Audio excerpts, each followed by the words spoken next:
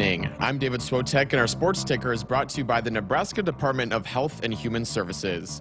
First incoming freshman for Nebraska sophomore Alexis Jensen was named the Nebraska Gatorade Player of the Year for the second year in a row. The Gretna High School superstar, she was the Dragons pitcher, and she led her team to an undefeated season and a 2024 Class A state championship trophy. During her past season, Jensen set a .29 ERA and struck out 234 batters. She also managed to have a batting average of .549 with 10 home runs and 47 RBIs. Next, lots of honors and recognitions were given out today. Let's start off with Nebraska tennis. There were a total of 10 student athletes who got awards, 6 from the men's team and 4 from the women's side. For the men, it was the seniors Ronnie Hirtaranta, Lars Johan, and Calvin Mueller, junior Leo Linkett, and first years Henry Belisic and Colson Wells. For the women, it was the seniors Lucy Loy and Anna Zambrick, and sophomores Rhea Lico and Maria Taranova. Also, Nebraska baseball joined the tennis teams with the fun of all the success going on. There were 22 players who earned academic All Big Ten honors today. All the athletes had to have been enrolled for at least 12 months prior and maintain a GPA of 3.0 or higher. Among the list is Jackson Brockett, Caden Brumbaugh, Max Butenbach, Dylan Carey, Drew Christo, and the list goes on. Timeout. If you or someone you know is struggling or in crisis, the 988 Suicide and Crisis Lifeline is there. Call, text, or chat 988. It's free, confidential, and staffed with trained counselors ready to listen and provide support. Coming up next is Hour 1 of Sports Nightly, right here on the Huskers Radio Network.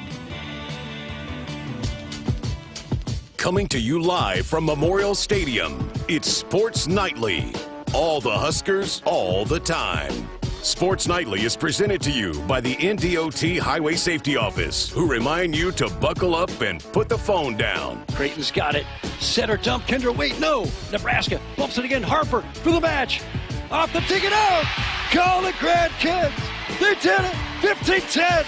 Set 5. Nebraska keeps beating Creighton. 23-0 all time. That was a volleyball match. Gets the snap, back to throw, steps, throws, intercepted, picked off Malcolm Hartzog at the Nebraska 43-yard line. It's his 4th career INT. Horn has the sign. He comes set, and the 3-2 pitch. Popped up, playable, shallow left. Carey makes the call, backing up, and he makes the catch on his 118th pitch. Ty Horn has 8 shutout here in the championship. Now, here is your host, Jessica Coody, on the Huskers Radio Network. Happy Wednesday to you. Welcome into the show. So I'm just going to start off by saying I apologize. I had a little bit of an emergency with my dog, Sunny. So we're going to have an hour here for you, and then we're going to have a best of hour coming up in hour number 2. She's doing okay, but I had to take her to the vet, so it kind of derailed some of the plans for the afternoon. So we're going to have a best of show coming up in hour number 2. But we do have a couple of great guests lined up for you here in hour number 1. Nick had a chance to chat with Dan Murphy of ESPN, who's been all over covering the House settlement with the NCAA over the last several months and has a great insight to how things are going to look moving forward. And so we're going to learn a lot more about that coming up. And then how about 2 nights in a row for Damon Benning? I was able to snag him to come on for another segment here tonight. So back-to-back nights with DB. And so lots of actually NIL House settlement talk coming up here over this next hour. And then again, we'll air a best of for you. But again, Sunny's all right. She just had a little sickness, so I had to take her to the vet, and she's on the mend, but did derail some plans for today with Nick being off and all that. So all that being said, yeah, fun hour for you, and then we'll let you listen to a best of tomorrow in the next hour.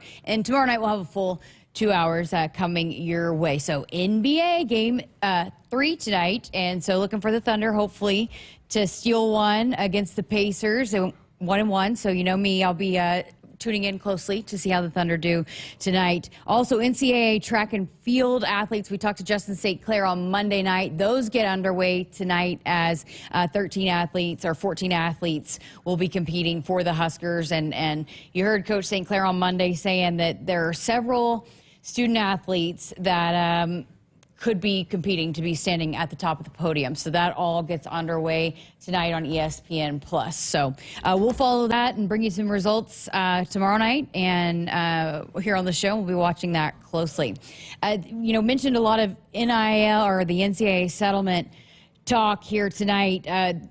Only a matter of time. We think a lot of people foresaw that this was going to come, but there is a group of women's sports athletes that have filed an appeal against the approval of the House versus NCAA settlement, citing Title IX violations. So, it's 5 days after Claudia Wilkins, the district judge, that she approved that settlement, that this group of women have come together to file that lawsuit. I think, again, that was something that they knew that was going to be coming, so that will continue to be worked out. So as we talk about, hey, this is in place and we know what it's going to look like moving forward, we'll have to continue to follow this and see how this unfolds. But that was something that they have worked through and talked through in this settlement, knowing that the women's athletes were going to be a part of it. So we'll see how that unfolds. And again, women's sports, huge here at Nebraska, so could play a major role in some of our female student athletes, how that unfolds. But, as we've had conversations with Troy Dannon along the way,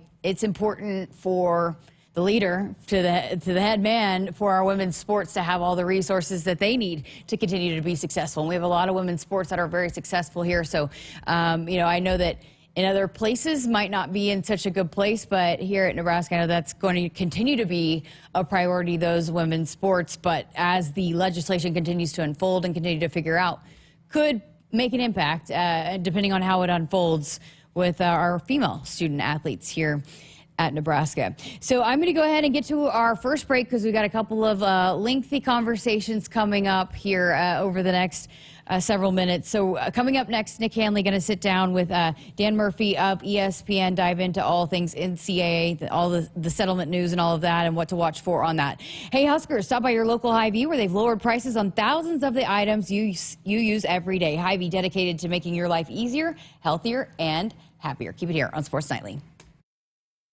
Your Nebraska Lottery has a monopoly on fun. Actually, it's our new $5 Monopoly 10X scratch ticket, and it's also part of a terrific second chance promotion. Until July 22nd, enter any non-winning $5 Monopoly 10X scratch ticket online for a chance to be one of 10 weekly winners of $1,000 or the grand prize of $10,000. Pass go and enter today. $5 Monopoly 10X top prize odds, 1 in 114,000. Monopoly is a trademark of Hasbro. Hasbro is not a sponsor of this promotion.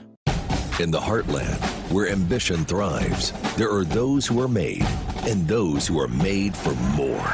Just like the Huskers on game day, Kloss, a leading producer of ag equipment, unleashes the power of ambition in the field. Discover why our cutting-edge machinery and unwavering support aren't just a promise, they're a commitment to your success. Because at Kloss, we know you are made for more. Visit your Kloss dealer or CLAAS.com. Hit us up on the text line. Text 402-413-2400 with your Husker thoughts.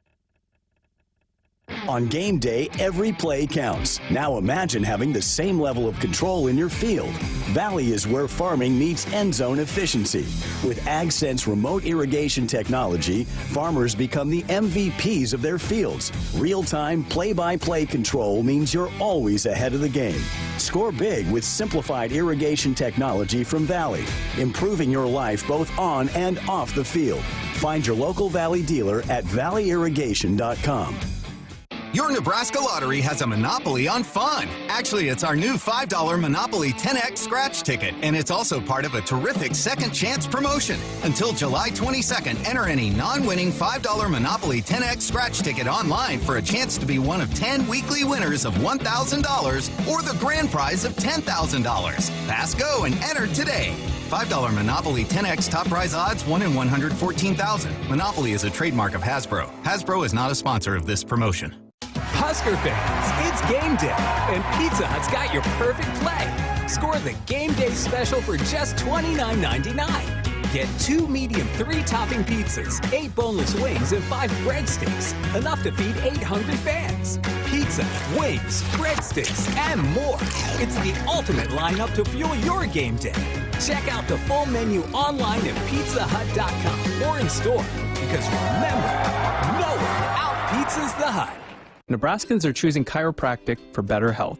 Why chiropractic? Because it's safe, drug-free, and a cost-effective treatment option for back and joint pain. Plus, all generations can benefit from natural chiropractic care. Choose chiropractic first for pain relief or to improve your mobility, athletic performance, or overall wellness. Make chiropractic your first choice for better health and find a chiropractic physician near you at nebraska-chiropractic.org.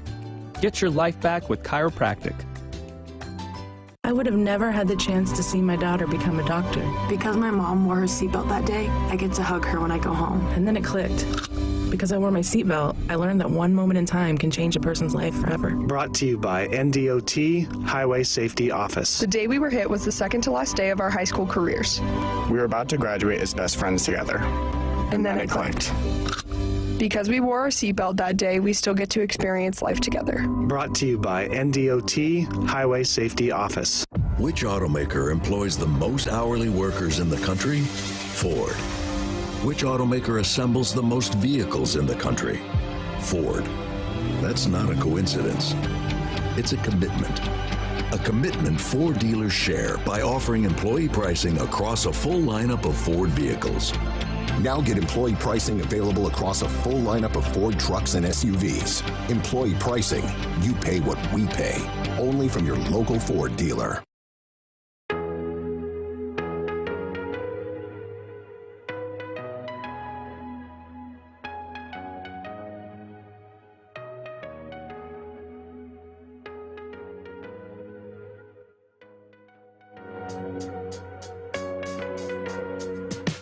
By the judge on Friday, and we'd have the House settlement. The revenue share is now going to be a thing, especially starting July 1st. And someone that I've had a chance to talk about with just about everything that has to do with college athletics, but not necessarily on the field. ESPN's Dan Murphy, who does a fantastic job of not only covering this, but explaining some of the, let's just call it the unexplainable at times, because it just seems like it's such a different web. And Dan, I feel like the last time I talked to you, we were talking name, image, likeness, how that would impact college athletics. Now we're talking about something even bigger.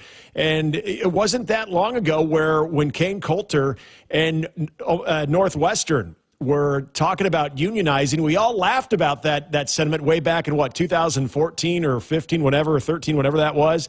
And now here we are in a world where student athletes are going to get a piece of the pie. So you knew this day was coming when everything was approved, but the settlement is finalized. What's your initial reaction to where things stand now?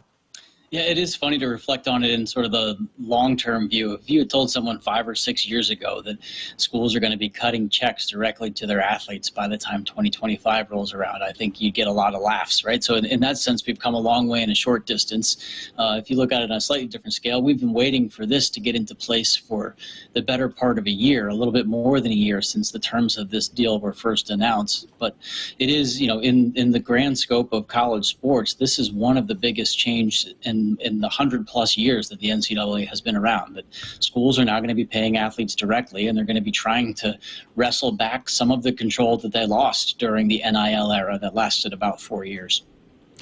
And that's where I wanted to start.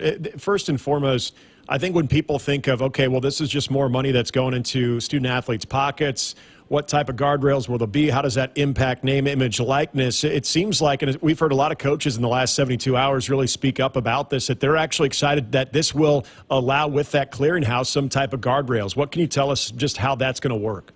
So in the minds of a lot of the people leading college sports, this was step one of a two-step process in getting back control of basically being able to make rules and, more importantly, being able to enforce those rules, which whether it's the transfer market or NILs or any of the main market for acquiring better athletes, they haven't had control over that for at least the past 4 years.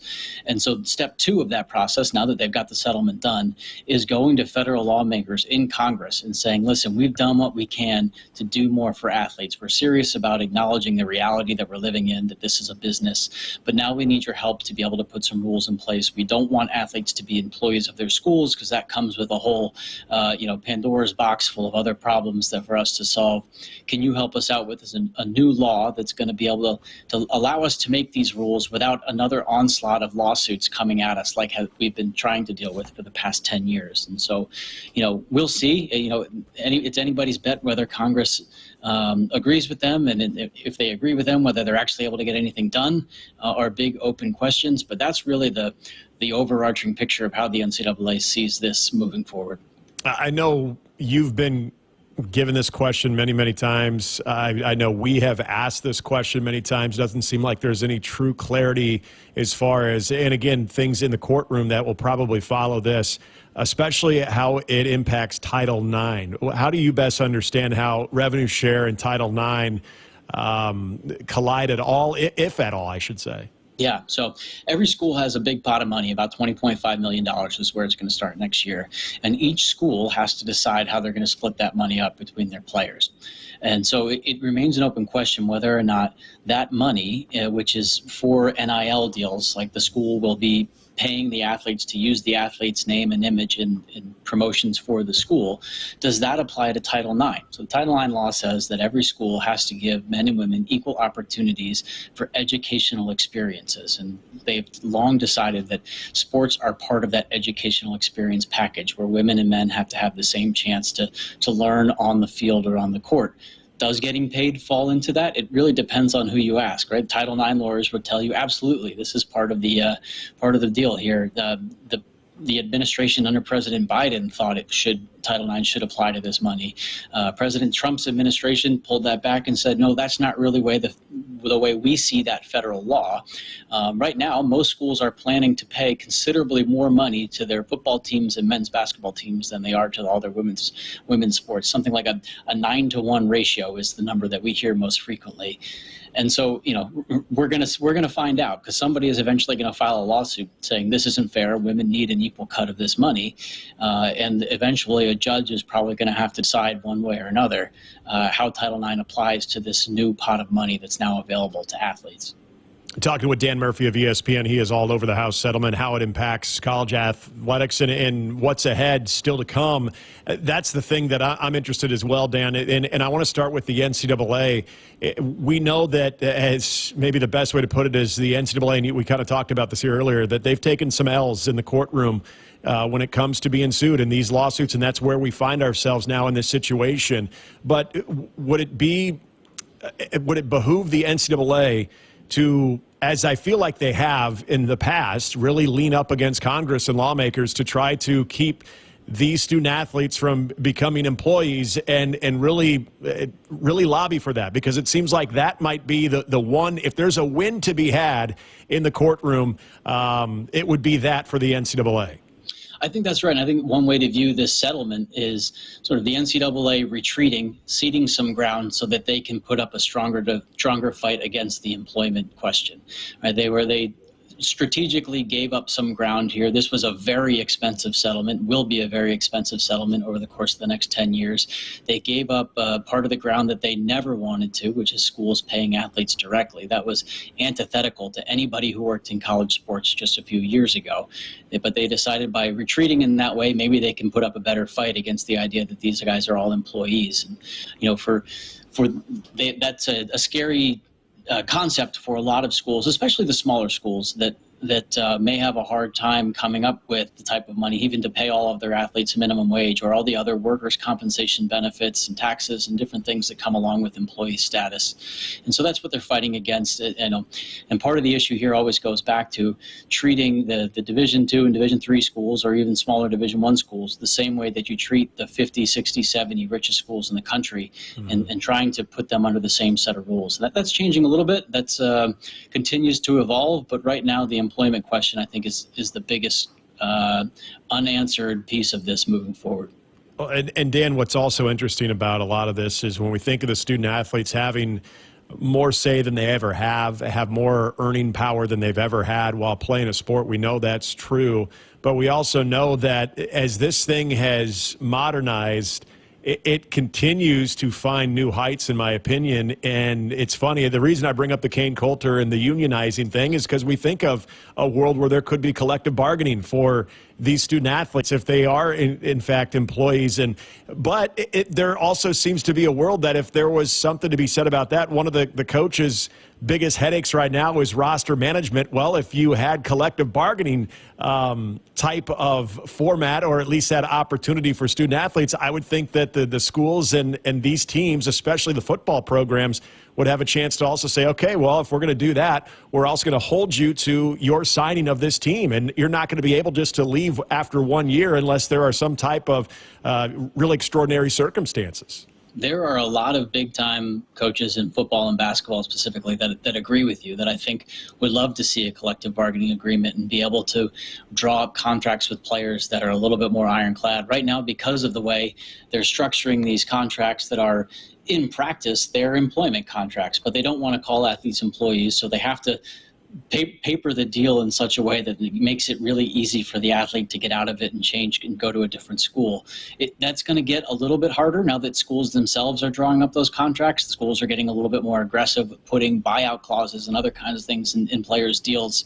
And that's going to be interesting to see how that plays out legally too. But yeah, I think it's a very real possibility that the next battle on this front is collective bargaining, whether that's players becoming employees and being able to formally unionize, or whether there's some sort of middle ground. If Congress is going to step in here, there are a few people I know of on Capitol Hill that are interested in saying, well, let's see if we can, normally you need to be an employee in order to form a union and collectively bargain. That's how most pro sports do it. But maybe there's a lane of Congress to say, hey, we'll carve out a special exception where we'll allow these guys to collectively bargain a deal without actually being technically employees. But, right now the NCAA is trying to put a stop to that, and players and their advocates are trying to use this as more of a launching pad for the next step in professionalizing college sports. You know, this is interesting, too, when we think of what was signed on Friday by Judge Claudia Wilkin. I know she was also the one who oversaw the O'Bannon settlement in that case, that lawsuit, and it seems like, Dan, and you've been on this from day one, going all the way back to that when it comes to antitrust laws and everything that's been going on with the NCAA to where we got here. It's interesting that she's been really in the middle of a lot of that, but I'm curious, when you go back to the O'Bannon settlement and that case, did you ever think that we would get here so fast as we have?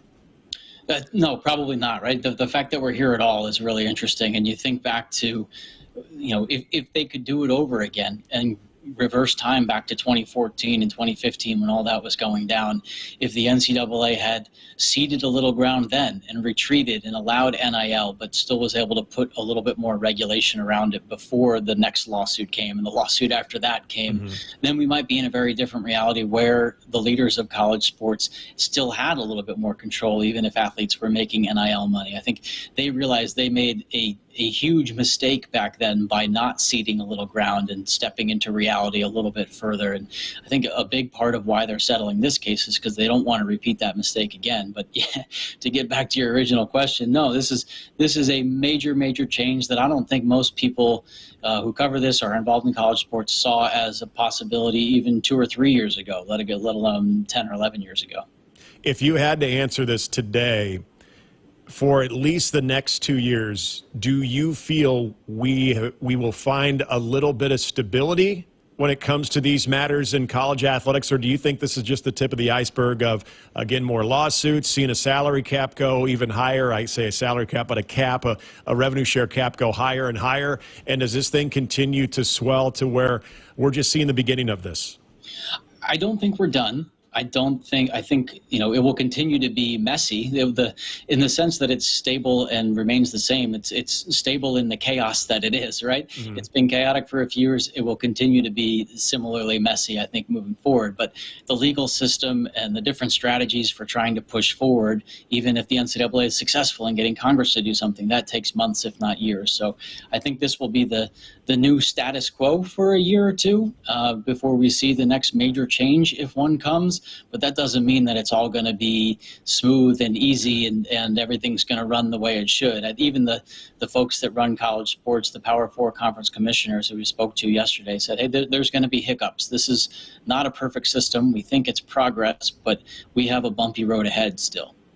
Dan, I want to end on this. I know that this is a larger question as far as the scope of all of this, of who truly does profit off this. When I say who, meaning schools, and it does seem like this is a rich get richer type of situation. But in particular, a school like Nebraska that has all the resources, that has been out in the foreground when it comes to going all the way back to name, image, likeness. They had a good model in place. They have been ready to pivot as soon as this thing was signed. When it comes to revenue share, we'll see how that's all divvied up, and obviously that remains to be seen. But schools like Nebraska, and this is more of a football question, that have the resources, that are looking to get back into that driver's seat, say, in an expanded college football playoff? Are the schools like the Miamis, the Florida States, the Nebraskas that are maybe playing a little bit catch-up? I know Nebraska's playing a little bit more catch-up than Miami and Florida State right now when it comes to the success in the field. But do you see this system really benefiting schools like that have that infrastructure in place, and this could be maybe the missing ingredient that allows them to acquire that type of roster that can help them be more at that championship level, or at least back into that playoff contention? I think you need two major elements. One of them is the deep pockets that a program like Nebraska has. And the other is you need leadership who is willing to lean into this and embrace it quickly. I think we saw that when NIL changed. There were a few schools that immediately jumped on it and said, we're going to push the envelope. We're going to do everything the rules allow us to do. There's still a little bit of gray area in how you can be creative and find loopholes to add money on top of that $20 million that's going to be coming straight from the school. There'll be ways where schools can help move money from boosters' pockets into players' pockets. And the schools who are more aggressive about pushing those rules are going to find advantages in that gray space. And so you need both the money and you need the aggressive attitude to take advantage of the current system right now. It's Dan Murphy with ESPN. Some fantastic work on everything from leading up to Friday's settlement signing to where we are now. I'm sure there'll be stories to follow as we find out a little bit more about how this is going to look, how things are going to be distributed throughout schools. I know your work is not done on this, but Dan, always appreciate your time and explaining this better than any of us could as well. And hopefully you get a little downtime here during the summer before all this, I'm sure, will ramp right back up. Oh, we've had downtime for the past month or two waiting on this ruling. Now it's time to cook, and I'm excited about it. So finally, things are moving forward. So it'll be a fun summer, and I'm sure we'll be talking about it again soon. Great stuff, Dan. You do such good work on this. Really appreciate your time. Thanks, guys. That is Dan Murphy, ESPN. We've got more Sports Nightly coming up. Don't go anywhere. Which automaker employs the most hourly workers in the country? Ford. Which automaker assembles the most vehicles in the country? Ford. That's not a coincidence. It's a commitment. A commitment Ford dealers share by offering employee pricing across a full lineup of Ford vehicles. Now get employee pricing available across a full lineup of Ford trucks and SUVs. Employee pricing. You pay what we pay. Only from your local Ford dealer. They say consistency is the key to success. They weren't wrong. So how about grabbing a beer that's consistently smooth, consistently refreshing, and consistently light? You might just find that the road to success can be pretty enjoyable. Michelob Ultra, the perfect balance of taste and refreshment, and only 2.6 carbs and 95 calories. It's only worth it if you enjoy it. Enjoy responsibly. Anheuser-Busch Michelob Ultra Light Beer, St. Louis, Missouri. Hit us up on the text line. Text 402-413-2400 with your Husker thoughts. When you're in the stands and have the ability to control your irrigation in the field, it's a game-changing moment. Valley is where farming meets end zone efficiency. With AgSense remote irrigation technology, farmers become the MVPs of their fields. Experience real-time, play-by-play action and control that keeps you ahead. Score big with irrigation technology from Valley. It's technology that improves your life and lets you be at the game and in the game. Find your local Valley dealer at valleyirrigation.com. Nebraskans are choosing chiropractic for better health. Why chiropractic? Because it's safe, drug-free, and a cost-effective treatment option for back and joint pain. Plus, all generations can benefit from natural chiropractic care. Choose chiropractic first for pain relief or to improve your mobility, athletic performance, or overall wellness.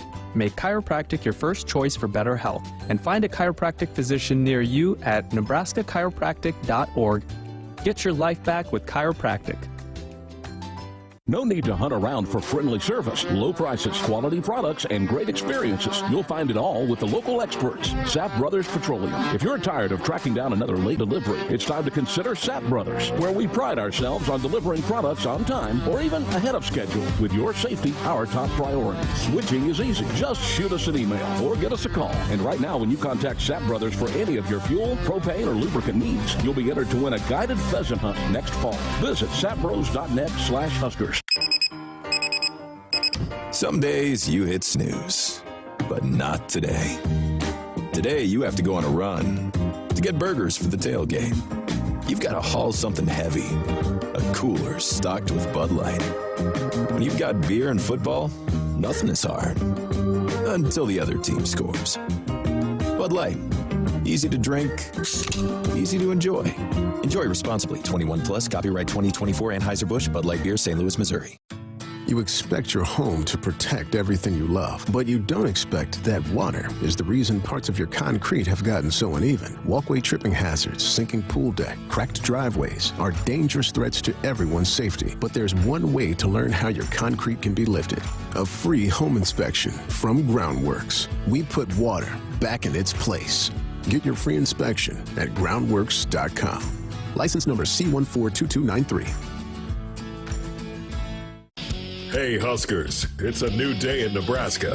Manzer Equipment, Mertz Farm Equipment, and West Point Implement of Columbus have teamed up as True Ag and Turf. Coach Rule is bringing innovation and high-performance standards to Husker football, and True Ag is doing the same to your farm with game-changing Fendt equipment. As Big Red establishes power on the field, True Ag and Turf does the same in the field by welcoming Fendt to Nebraska.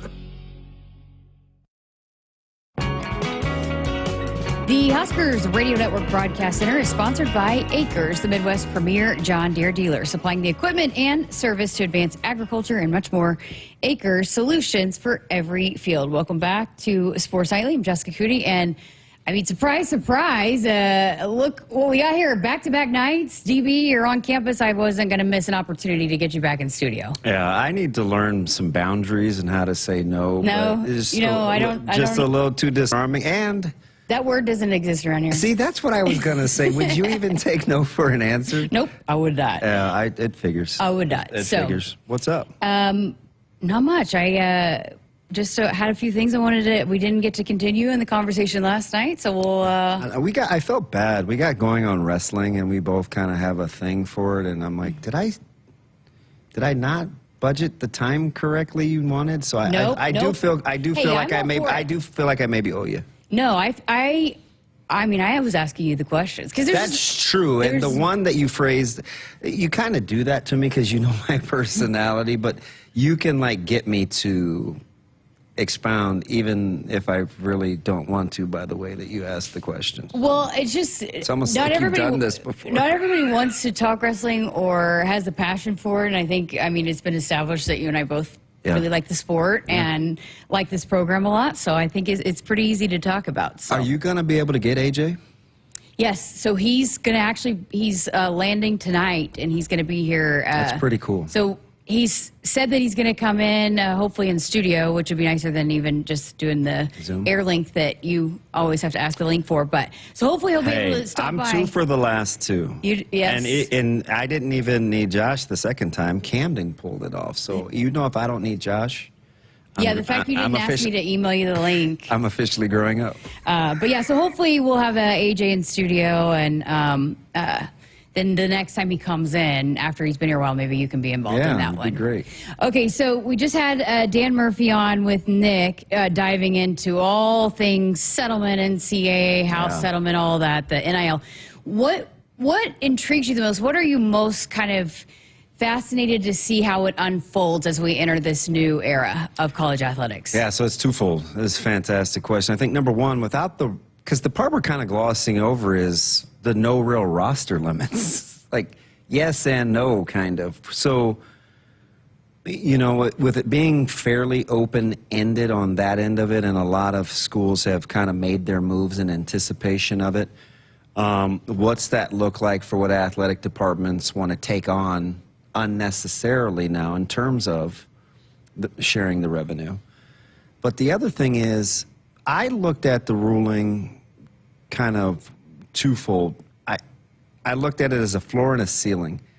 I think the minimum is the $20 million figure, but I think it's more the floor than the ceiling. The way that I look at it with kind of the ambiguity of the NIL component and collectives, as long as you could substantiate value, which seems fairly loose, right?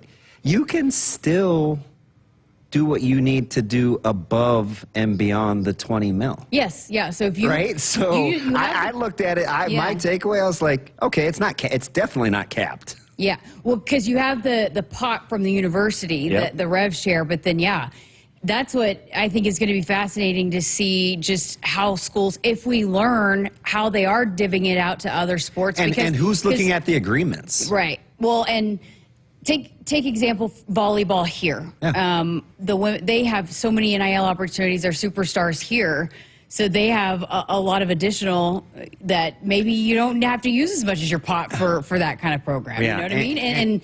And not just here, but other programs like that are pretty well self-sustaining already going into this, that maybe you don't have to utilize your pot to go to some of those sports. I actually think this is the way that I looked at the settlement and what came out of it. I think Nebraska is well positioned. Absolutely. Over the next handful of years, if the NIL and collectives kind of rally, because they're kind of two different things. I shouldn't use them interchangeably.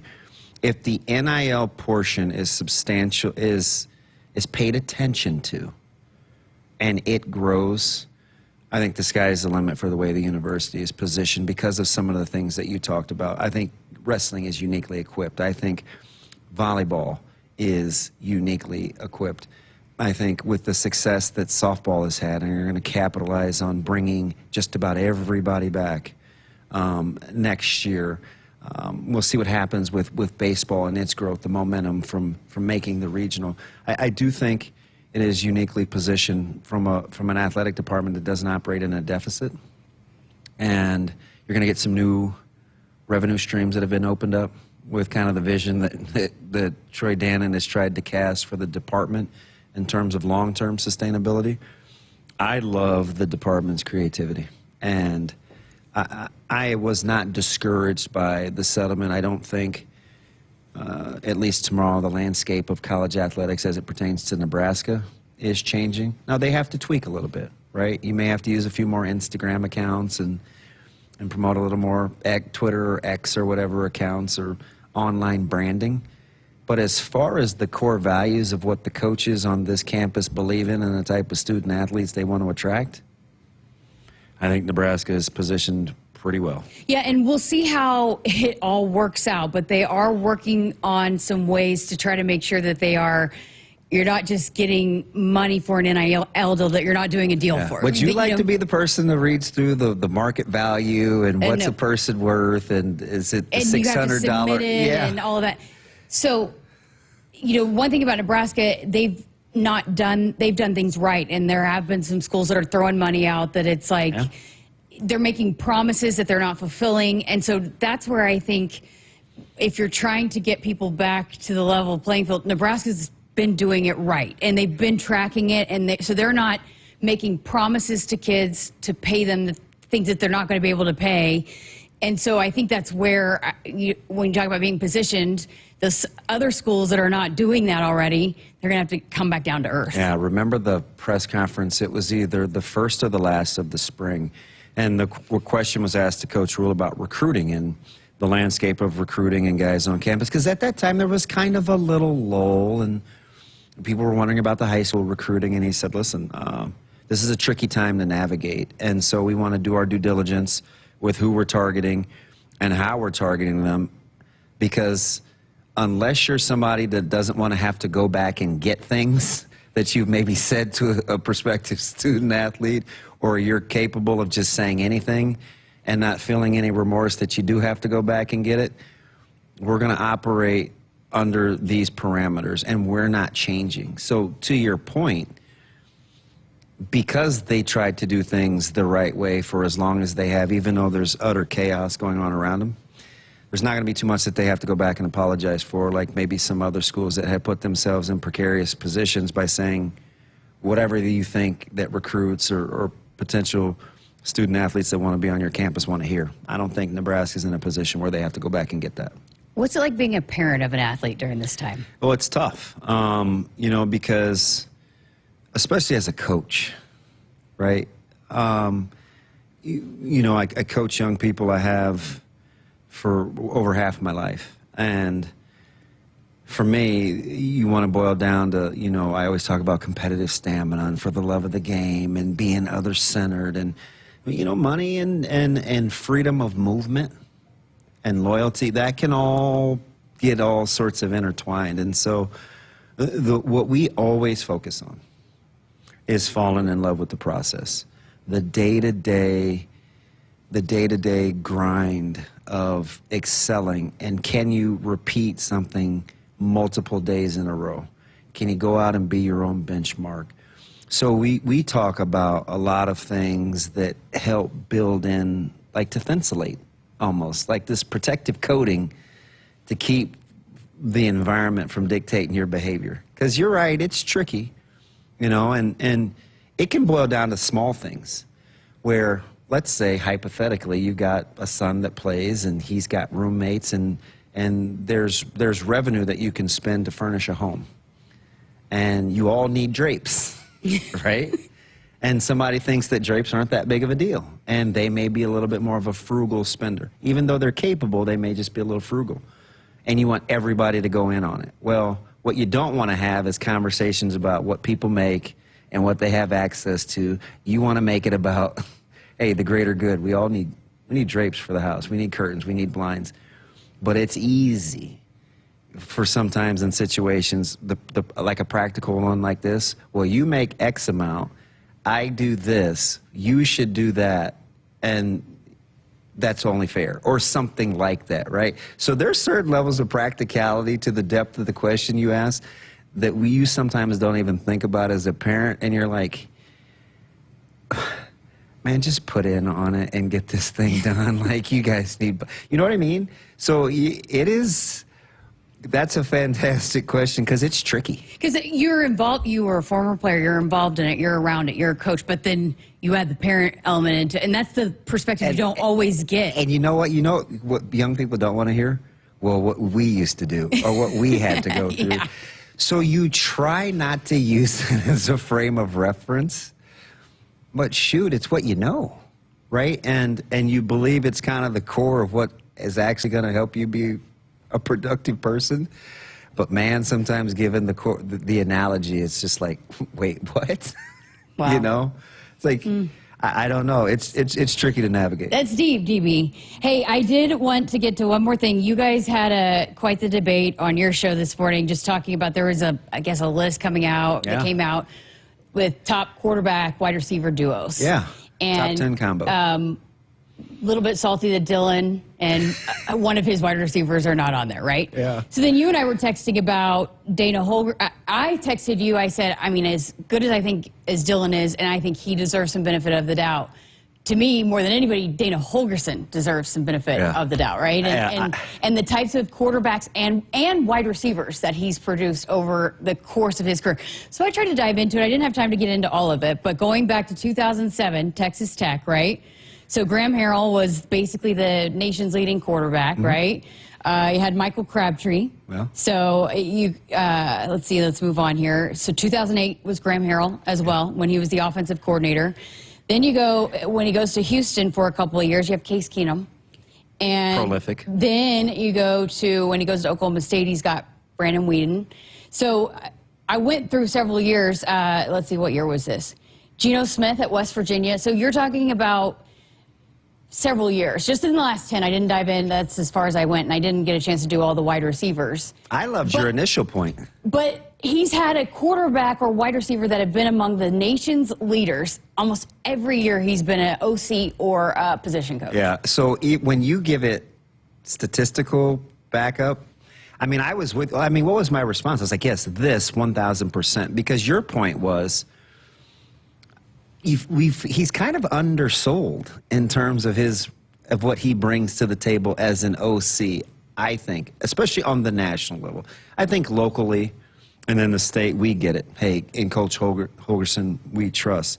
But it's amazing that a guy that's been that successful, wherever he's been, with whomever he's had take snaps, typically does pretty well. And the list was interesting. You know, my angst and hand-wringing wasn't so much that Dylan and Hunter or Key or Barney were even excluded. It was more, there's such leaps of faith, right? If you're talking about Eugene Wilson III and DJ Lagway at Florida, like those are unproven commodities, or Arnold and Williams at Auburn, or you know, to see Pena and Aller in the Big Ten, an accomplished duo. I mean, Pena's over 1,000 receiving yards, and you know, Aller he's a 5-to-1 touchdowns to interception guy. To see them kind of ninth on the list behind, you know, Arch Manning and Ryan Wingo at number 2. I get it. It's just perceptions.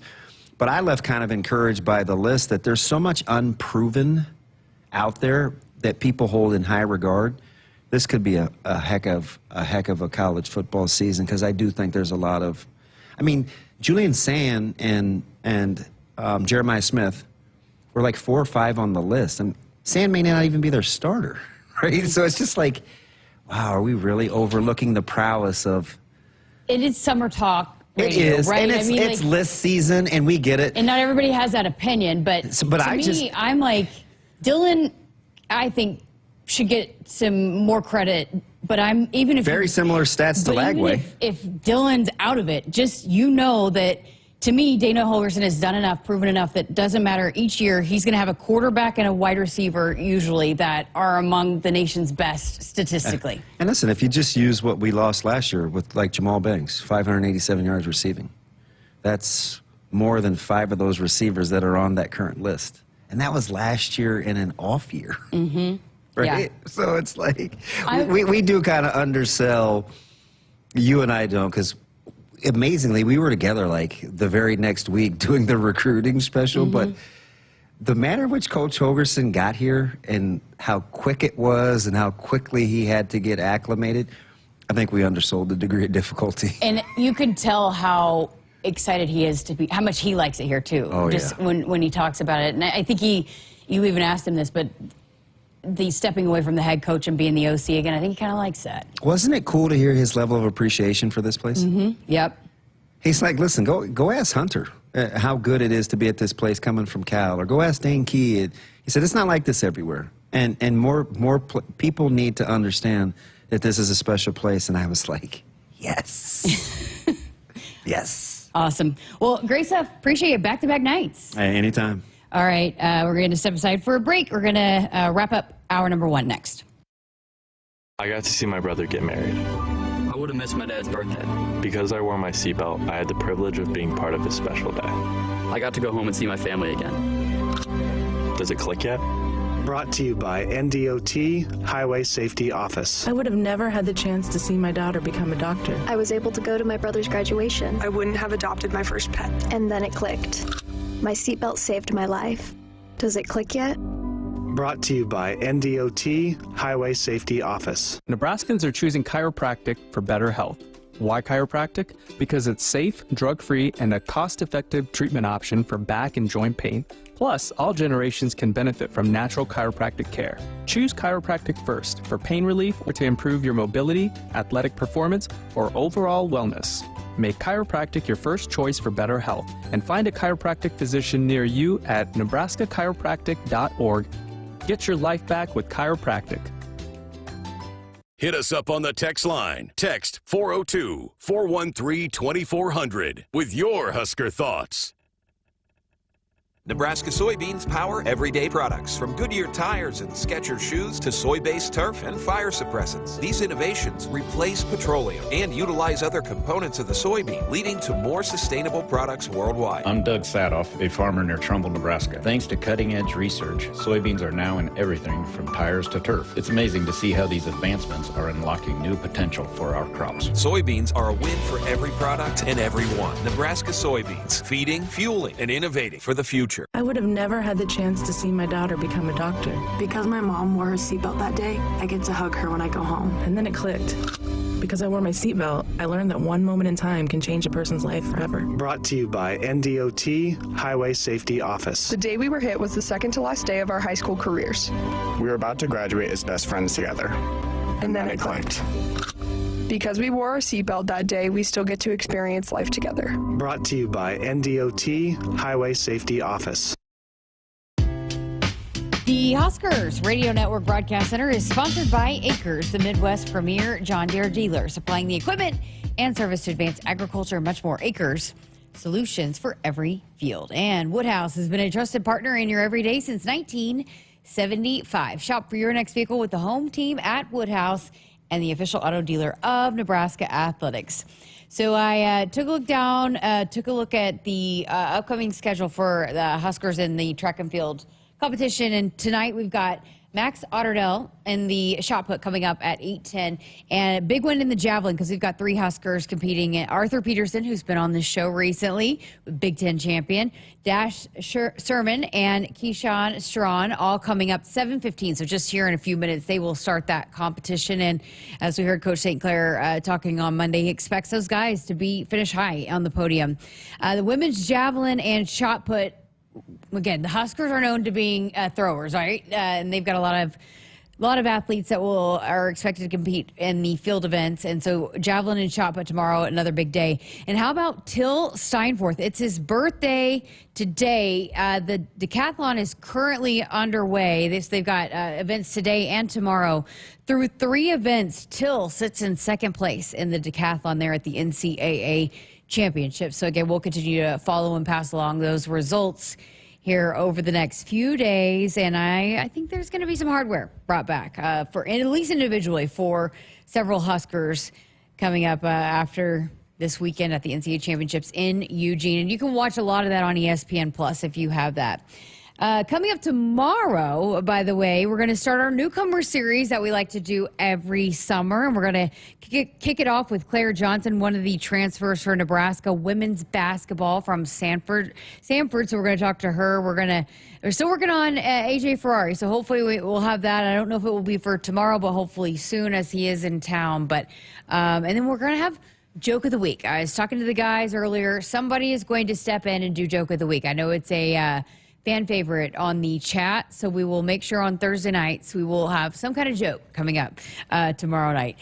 Hey, Huskers, stop by your local Hy-Vee where they've lowered prices on thousands of the items you use every day. Hy-Vee dedicated to making your life easier, healthier, and happier. So, I've mentioned this few times that we continue to get texts every night wanting to know the status of the next voice of the Huskers. And if you listen to Damon's show, you know that process continues to be underway. And we've had some visits with some guys this week. And I was asked about it on actually Damon's show this morning. And at some point here, I will go into more detail about the process and what it's been like to be a part of it. And that decision, and hopefully that decision we'll be able to pass that information along very, very soon.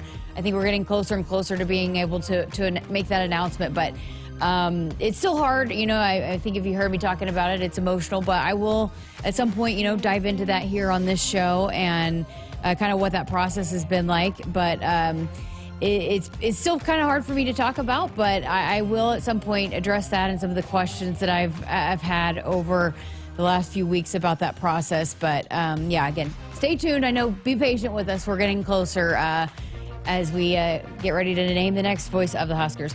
All right, that's going to do it for us live here tonight. We have a best of show coming up. I again had some dog issues, but all taken care of. But we'll be back again for full 2 hours tomorrow night as well. Thanks for listening, Husker Nation. Hit us up on the text line. Text 402-413-2400 with your Husker thoughts.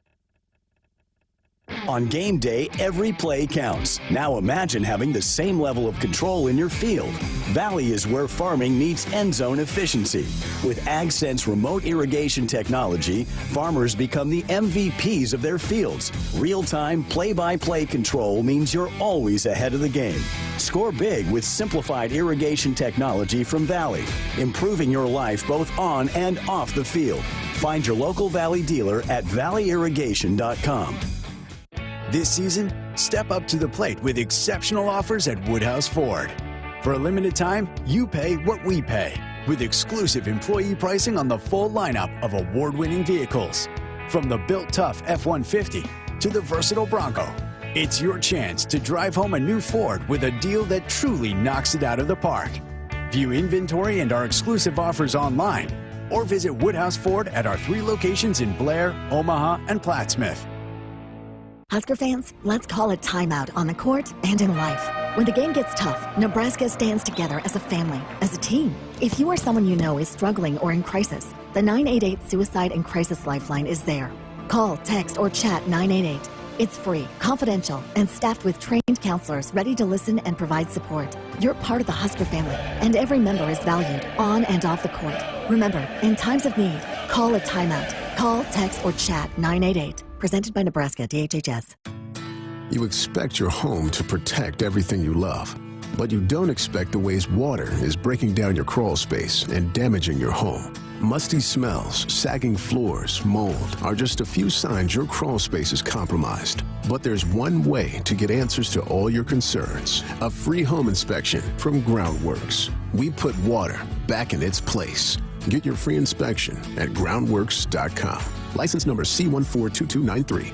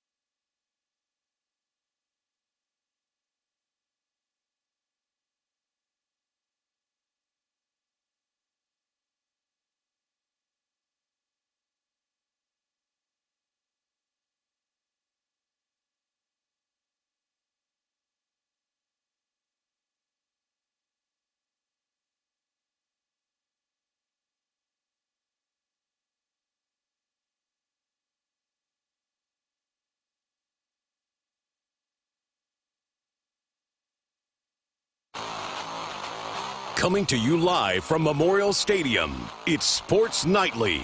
All the Huskers, all the time.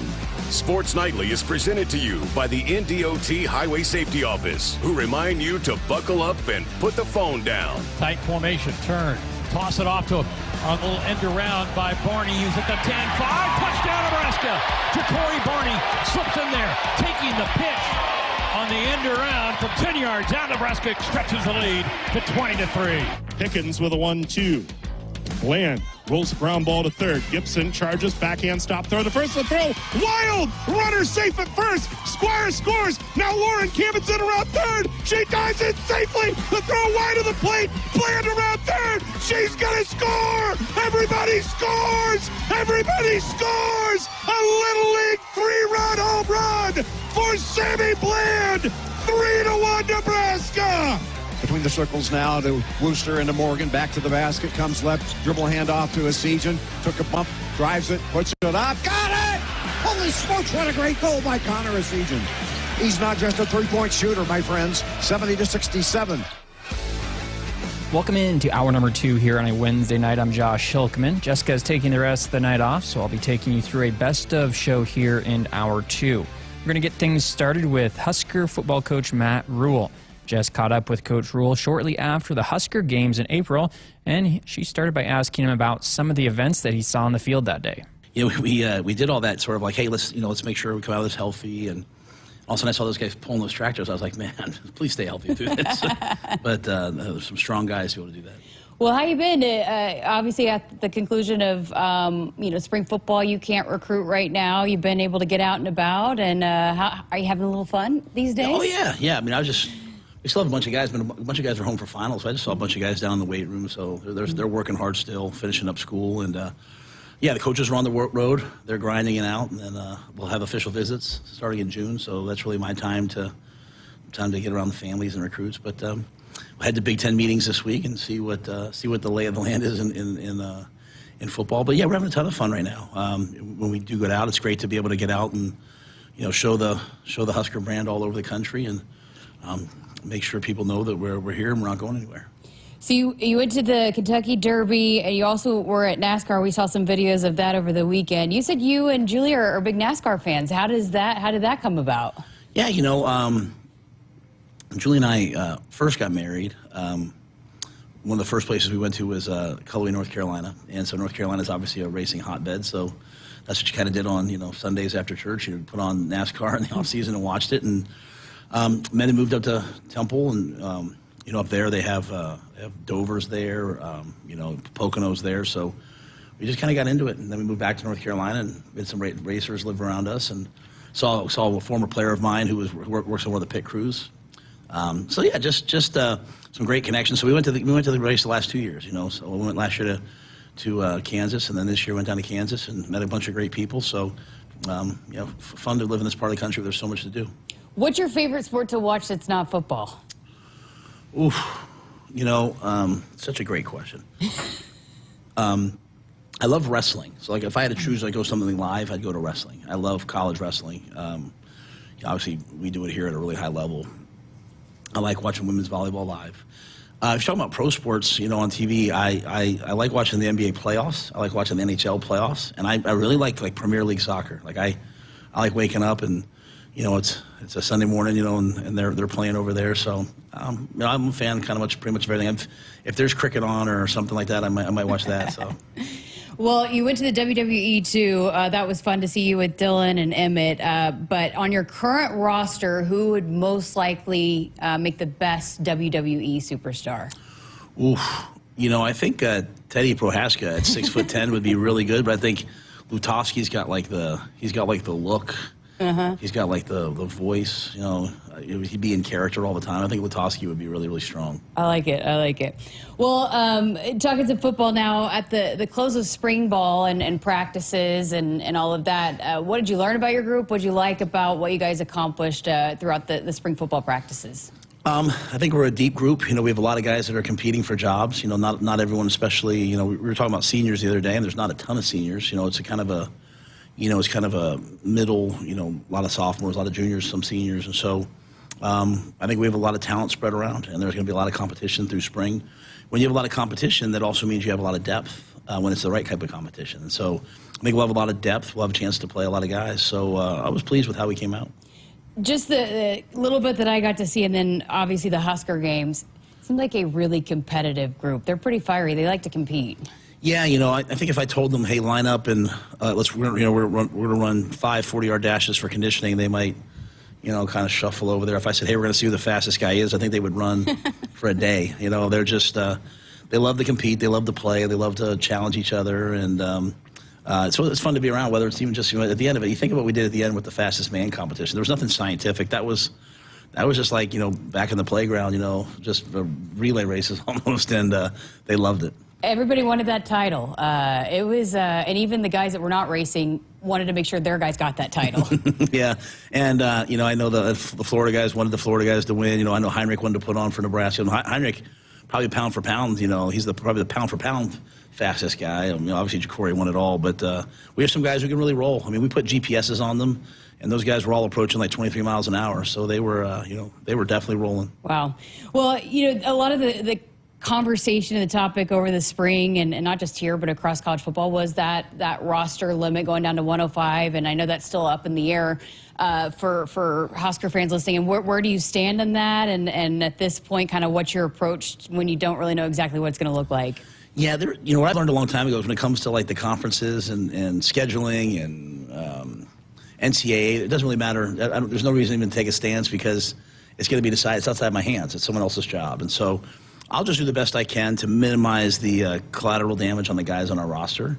Guys that have been here, that want to be here, I'll do everything I can to keep them here.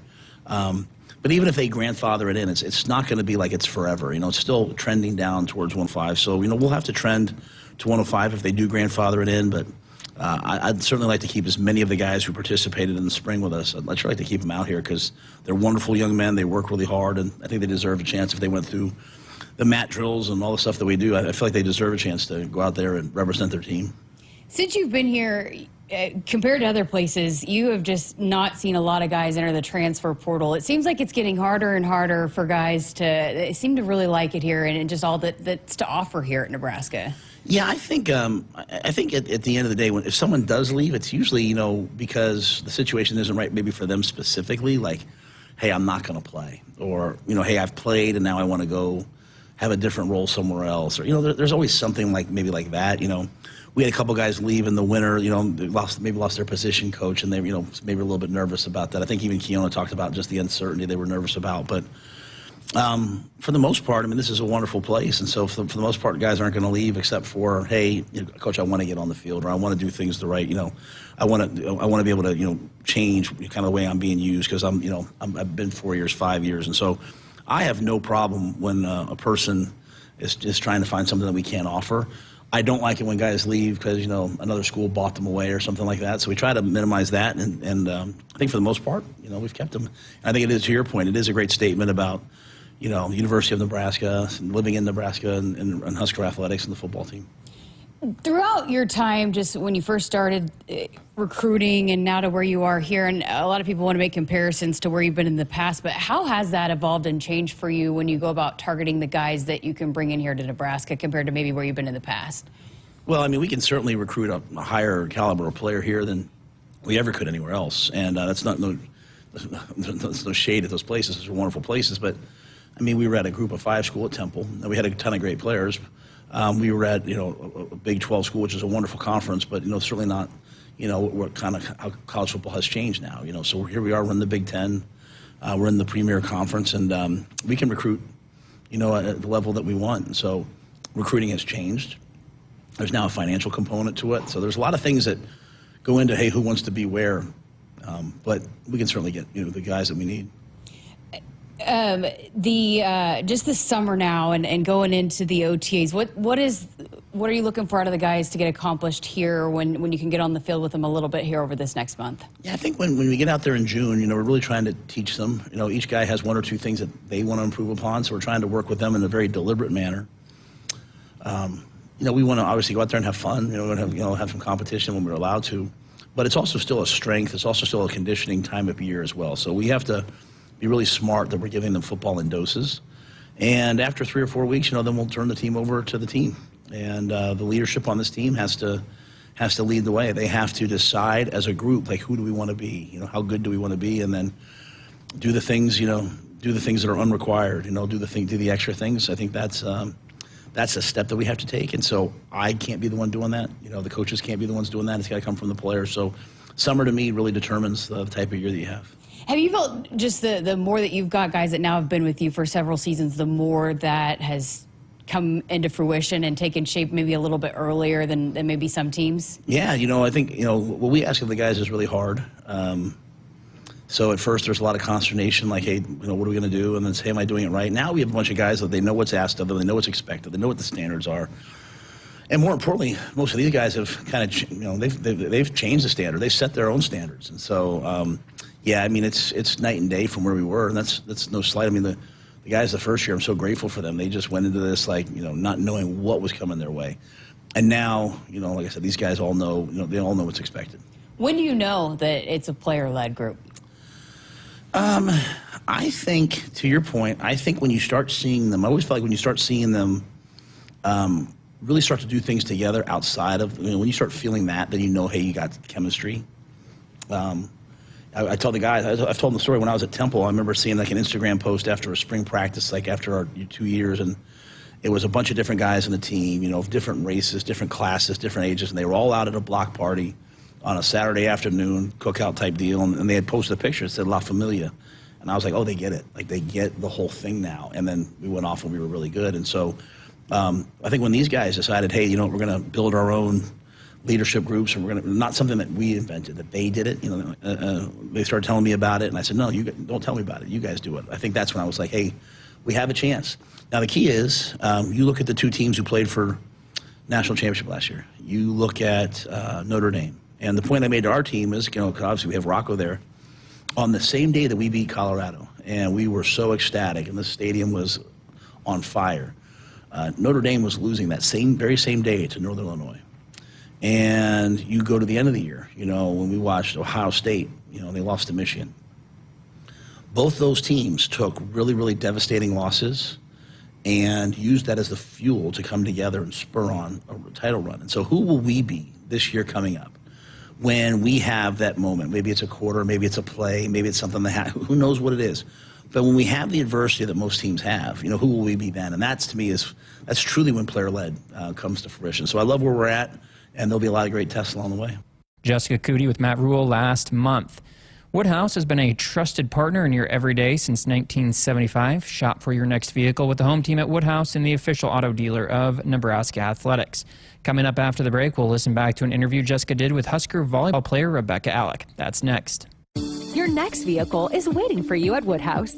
With over 20 locations and a variety of brands, Woodhouse offers everything from reliable trucks to family-friendly SUVs. Whether you're looking for a Nissan, Mazda, or Infiniti, our team is here to help you find the perfect fit. Enjoy a seamless car buying experience with our expert staff and exceptional service. Visit Woodhouse today, where quality, selection, and customer satisfaction come first. Or get started online at woodhouse.com. Hit us up on the text line. Text 402-413-2400 with your Husker thoughts. Huskers fans, let's call a timeout on the court and in life.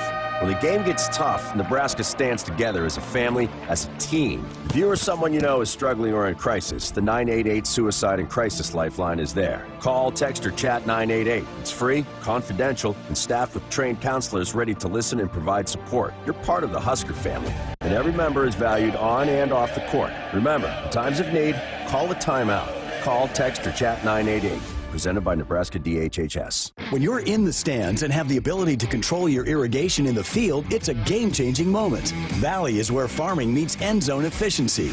With AgSense remote irrigation technology, farmers become the MVPs of their fields. Experience real-time, play-by-play action and control that keeps you ahead. Score big with irrigation technology from Valley. It's technology that improves your life and lets you be at the game and in the game. Find your local Valley dealer at valleyirrigation.com. In the heartland, where ambition thrives, there are those who are made, and those who are made for more. Just like the Huskers on game day, Kloss, a leading producer of ag equipment, unleashes the power of ambition in the field.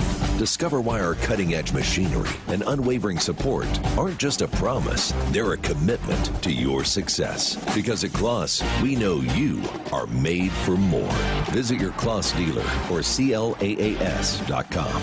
If there's one thing Nebraska's known for, it's our beef. And Nebraska soybeans feed a lot of them, and even more pigs and chickens. I'm Jason Pinky, a farmer near Craig, Nebraska. Soybeans are vital for feeding our livestock, and they're also a powerhouse protein source for people worldwide. Our world needs protein, and Nebraska soybeans are making a difference. From tailgate grills to global plates, farmers deliver affordable, nutritious protein to build muscle and energy for everyone. Nebraska soybeans, feeding, fueling, and innovating for the future. Nebraskans are choosing chiropractic for better health. Why chiropractic? Because it's safe, drug-free, and a cost-effective treatment option for back and joint pain. Plus, all generations can benefit from natural chiropractic care. Choose chiropractic first for pain relief or to improve your mobility, athletic performance, or overall wellness. Make chiropractic your first choice for better health and find a chiropractic physician near you at nebraska-chiropractic.org. Get your life back with chiropractic. This season, step up to the plate with exceptional offers at Woodhouse Ford. For a limited time, you pay what we pay with exclusive employee pricing on the full lineup of award-winning vehicles. From the built-tough F-150 to the versatile Bronco, it's your chance to drive home a new Ford with a deal that truly knocks it out of the park. View inventory and our exclusive offers online or visit Woodhouse Ford at our 3 locations in Blair, Omaha, and Plattsmouth. The Huskers Radio Network Broadcast Center is sponsored by Akrs, the Midwest premier John Deere dealer, supplying the equipment and service to advance agriculture and much more. Akrs, solutions for every field. Welcome back to Hour 2 of Sports Nightly here on the Huskers Radio Network. We're listening back to some of our favorite interviews over the last couple of months. In this segment, we're going to go back to the middle of May. Rebecca Alec came in studio to chat with Jessica. Jess began the conversation by asking how she felt following the second spring match in Ord. Yeah, I felt really good. I feel like the competition in the gym is really high. But I remember I shared this with, I'm trying to figure out what network I was with. But I just feel like we have a lot of raw potential right now. I think there's a lot of things we need to clean up on. But for where we're at in the spring, I think we're in a really good spot. That's awesome. Yeah. Well, when you get the news, I guess, Coach Cook is telling you guys he's retiring. How did you react? What were the emotions for you then? I was crying like a baby. I do not handle that kind of change very well. And, yeah, I really wanted to win one with him because he's a legend in the game. He's been around forever. And so, yeah, I just felt like a missed opportunity last year and the year before. And so, I don't know. I just feel like it was so quick to when he also shared when Danny was coming. And it was just a lot to try and figure out in your brain. It was just a lot going on, and so, yeah, I was crying a lot, though. I can only imagine. I mean, because, you know, you think it's one coach, and all of a sudden, no, now we got another one. Just the whole whatever hour it was that you're trying to process all of that. So what, and immediately when Danny comes in, what was your reaction, and what did you learn quickly about her and what she wanted to bring to being the head coach of Nebraska volleyball? I guess from the moment I heard her name, I was skeptical because I'm like, I just was told that my coach is leaving. I was like, forget this. I don't want to do this. And then I remember leaving, and I was like, huh, Danny Busboom. And so it started to sink in. I'm like, okay. And Coach had a lot of great things to say about her. He acknowledged that if you were to compare his last years and her last years, she had a better winning percentage and Final Four appearances. And so he was really gassing her up there in the locker room. And so that gave me a lot of confidence because, you know, he's a very intentional man when it comes to who he praises. And so I thought that spoke a lot of volume.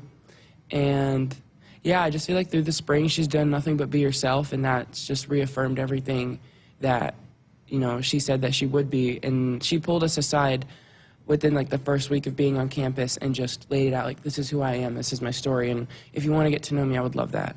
But I obviously understand everything on your own time. But, yeah, she's really big on transparency, so it made it really easy to buy in. And I think, for me personally, anytime it comes to change, I would like to know, like, what's your vision? What's your goals? What makes you motivated? and she hasn't shied away from answering any of that. Even the hard stuff that I used to be scared to ask, she's just been super transparent about it. Be like, you know what, this is not the right time.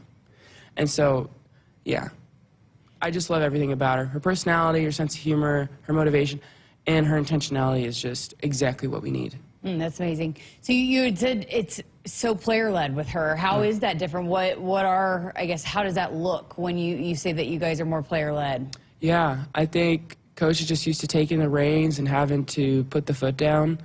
And I think you see a lot of girls. Me personally, I was never really fazed by it. I've always been coached by a guy like that. So, you know, if you're horsing around, he's going to let you know, and he's going to let you feel it. And so for me, I just always had my head on right during practice, and I don't know, if things just weren't clicking, he wasn't shy to let you know. It's be like, I know what the standard is, you know what the standard is, why aren't we competing at that level? So very black and white, and I think with Danny, she's a lot more like, I want to see you guys fail. You need to fail to figure this out, and I need to know what you guys look like when you fail. And I think that's really huge, again, with change, but also being at a high level. I think, you know, 70 to 80% of this team can go pro and play in the top teams. We need to figure out how to pull our own teammates out without, you know, a voice barking in, barking out. And she knows that. For example, Danny's the kind of person to be like, if we run a crazy play, she would just straight up ask, what was that? And we're like, is that a genuine question? She goes, yeah, what was that? And it's just very conversational. And I think that's great. You know, she doesn't utilize those opportunities to kind of make you question, was that the right idea? She goes, no, I want to hear where you're coming from so we can figure out if that's something we want to move forward with or if we need to just trash. So that's just one example. And yeah, I just see a lot of people kind of come out of their shell. I think what's great is, like, we have so many different leaders on the team, and so every opponent, moment, you know, the game of volleyball has a lot of ebbs and flows. So I may not always need to talk in the huddle, or Harper may not always need to talk in the huddle. You have a lot of different leaders on the team, and it's like different people can step up. Olivia can step up. It's just like, I don't know, it's very easygoing in my opinion. That's amazing. It feels like, too, maybe you have more ownership in the day-to-day as a player, right? I mean, when you have that opportunity, and she kind of gives you that platform, I guess. Yeah, no, it's just been, yeah. I love everything about it. It's just been easy going. That's awesome. You know, you had brought this up, and I think we've seen this throughout the last few years, is just how competitive the gym is. Was that something that you knew what you were getting into? You've always embraced that? Because, you know, in nature, you don't always want to compete every single day for your job. But I guess, how have you grown into embracing that aspect of Nebraska volleyball? Yeah, I think you kind of hit the nail on the head with that. I don't think a lot of people want to go into their jobs having to compete. So it's like, day in and day out, I have to be able to give 100% of what I have, and it's regardless of what's going on in my personal life. And I don't think a lot of athletes realize how hard it is, because some of these athletes just float through college and they're like, I don't understand what the struggle was. Well, it's like, then you didn't fully give what you had, in my opinion. It's not easy, I will admit, because there are some weeks, not even days, there are weeks where you're not clicking. For example, I'm not clicking with my setters, or my serve's not going in. Like, things just aren't going well, and you still have to figure out, okay, how do I show up next week? And not just go through the motions and not pout, but how do I actually get better after that crapshoot of a week? So those are the hard ones, but it is so rewarding when you pull yourself out of that space. I mean, I pretty much had a whole season of that last year. So I understand what it feels like to struggle day in and day out, but I never stopped trying, because I knew at one point it was going to click, and that's honestly what my entire senior spring has been. 2025 is looking really freaking good for me. I'm really excited. I don't know, I just feel like you're not really entitled to anything, and I think what I'm excited about is I always put myself in the best position to succeed, and I usually give everything I have. So it's like, I can walk away even if I get my face pounded, and it's like, well, I gave everything I had, so there's not really much that could have gone different, you know?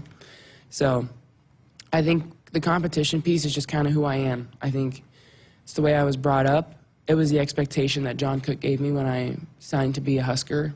He goes, if you want to be great, you got to come in and pretty much put your life out there on the court. It's not going to be easy. I'm not going to tell you it's going to be easy. And he didn't promise me any playing time ever. He told me I could be great, and I believed him. And, yeah. What amazing perspective. You know, you talked about this spring for you. What were, knowing you're going into your senior spring, you've been such a staple of Nebraska volleyball for 3 years. What were some areas that you're like, okay, I want to do this better, I want to get better here, I want to be able to impact more here or there? Yeah, I want to kill balls and serve aces. That's, truth be told, I think that's like how I'm going to put myself on the opponent's map. Like, that's how I make myself a threat, because it's not even about, oh, Rebecca Alec's a threat. It's if I'm going out there and they're comfortably able to ignore me, that's a problem, because now my pin hitters have easily a double block every time. So, like, I need to be a threat for the sake of the team. So, yeah, I need to kill more balls. I got to be up and available, and definitely serving. I think it's a pretty good draw between me and Andy right now, and either one of us behind the line is a really good pick. And, of course, I'm not going to shy away from wanting that. So I think I just got to continue to kill balls in practice and serve up Pete from the end line. And then from that piece, once you serve it, you got to be able to play defense. So, yeah, I just got to tighten up in those loose areas. And, yeah, I think those are probably the 3 big contributors for me this season. That's awesome. I think our listeners might be interested. How do you work and improve and make yourself where you are a threat from the service line? I mean, just practice, or what goes into that? Yeah, I think it's just intentional reps. That's really all I can say, because it's just you and the ball back there. It's the one skill that you have complete control over. It's just you and the ball. So if I'm going to waste 30 minutes of practice when we're serving, then that's on me, and it's going to show up in the game. So, yeah, really, it's just intentional reps. Is that something you can do on your own? Like, you know, when you go shoot in the basketball gym, you can shoot without anybody being in there. Is that a skill that you can work on with nobody else in the gym? Yeah. Yeah. When we had John Baylor on going into the spring match, he had mentioned that how much it looks like they're going to utilize you a little bit more in the offense. Are you, I guess, what's gone into that for you, and just, again, continuing to build that chemistry and relationship with Bergen? Yeah, it's been huge. I mean, both Bergen and Campbell, they can dish out dimes. I think they always put the ball in the right spot, and if not, I got to register, well, first, am I the problem? And there's probably a good percentage that I am. And then from there, then I try and nitpick, you know, hey, like, can I get it higher, faster, that type of stuff. But it's just been up and available, and I've been working a lot with Brendan Hager on my arm swing, and that has opened up so much opportunity for me. So I've always been able to hit and slice those low balls, but I need to be able to crush like a good set. And so that's been a game changer for me in the offense. Yeah, I think a lot of it has just been my personal work with Brendan. Me and him have made a lot of breakthroughs this spring. I know you've always been driven, but you just seem like you're on a different level. I could see it in your eyes, just how hungry you are. I mean, is that right? Do you feel that right now? Yeah. There really is. Like, there's no other option for us to win, but to win this year. I don't know, in the past, it's always like, oh, you know, we're going to give our best this year. We're going to give our best. This is my last shot, as far as I know. Until NCAA passes any new rules, this is all I have. And I haven't even started the conversation of looking overseas or looking here in the United States for pro. So this is my life.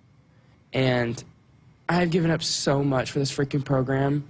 And I don't know, I was just with this 4th grade team last night. I was participating in a little volleyball practice, and it had me reflecting on, like, where I was at their age. You know, I remember they kept hitting the ball over on 1, and I remember being at their age. I was like, guys, why aren't we doing 3 hits? Like, I have just been obsessed with this game since I first found it, and I don't know, I just feel like what I want from this team, what I want from myself in Nebraska volleyball is different. I think my freshman year, I was just happy to be there. Sophomore year, I just wanted to be an All-American. I was being selfish, truth be told. In junior year, I just got so far in my head, I kind of let myself go with my diet, and I paid the consequences for it. I just kept having a pity party, and it wasn't until the last couple of months that I realized it's like, that was your junior year. Like, 3rd strike, you got 1 more going. And so, yeah, I just feel like this year's different. I realized what's important. I started to value the human beings next to me, not just athletes, but these are girls, these are women. And they're doing their best too. So it's just different this year. Wow. I've always appreciated with you, you seem to just have always, you're authentically you, right? And you are just so comfortable in you and who you are and what you bring to a team. And a lot of women don't ever feel that way. What's your advice in being okay with where your feet are and what you're doing, and being okay with those big dreams and those big goals that you have? Just, I guess, in your own skin, being comfortable in that, whether it's good, bad, ugly, and then just embracing whatever comes that way. Yeah, I think I'll answer your 2 questions. So the first one about confidence. The biggest thing for confidence with me was being consistent in all the different people I interact with. So I was 1,000% a people pleaser. There was the party scene, there was the good Catholic Christian scene, and there was my family. Like, I was just all these different characters, and it just doesn't align. And so, also in the way that I treated people, so maybe they weren't of super high status. And it's like, am I still treating the head coach and the janitor with the same respect? Because it's not about their roles. It's like, those are human beings with souls and purpose, and they deserve my time and eye contact and all those different things. So I noticed when I was more consistent in all different parts of my lives, from personal to social, I found myself, I don't know, like, I've just been able to go to those different events, and it's still me. So I just started having more power in my no. I think as a woman, even like in motherhood, we constantly just give ourselves up. We give up our body, we give up our time. Like, I think just as a woman, like, until you're really at that stage, and even through that stage, like, you still need to be okay with saying no. And it doesn't even have to take like a legal case or an assault to be like, this is my no. It's like, your no is like, no, I'm tired. I appreciate the invite, but I'm staying home tonight. And I noticed when I started saying no to things, I started to feel like, okay, yeah, I do deserve that. I do deserve worth defending. I do deserve worth being listened to. And if you're not going to listen to me, I'm just going to walk away. My mom always said, if you can't be nice, be quiet. And there's so many times where I have to be quiet because I'm like, Josiah taught me this quote a month ago. It goes, arguing with the fool proves they are too. There's no point. And then this other one I learned was, you can lose an argument with an intelligent person. You can never win one with a fool. So it's just like knowing your scenes. Like, is this person even worth breaking down this, or are they just going to go over their head? Just simply walk away. And so I think just consistency in actions has been huge in my confidence, and saying no. And then to answer your question about goals, I just don't apologize for them. I had this whole debate with my buddy, was it, who was it? Was it Reed and Sam? There are 2 other athletes here. And I was going in about, I thought I could be great in basketball, like really great in basketball. I didn't doubt, I feel like I could have played with Caitlin Clark. I don't doubt that to this day.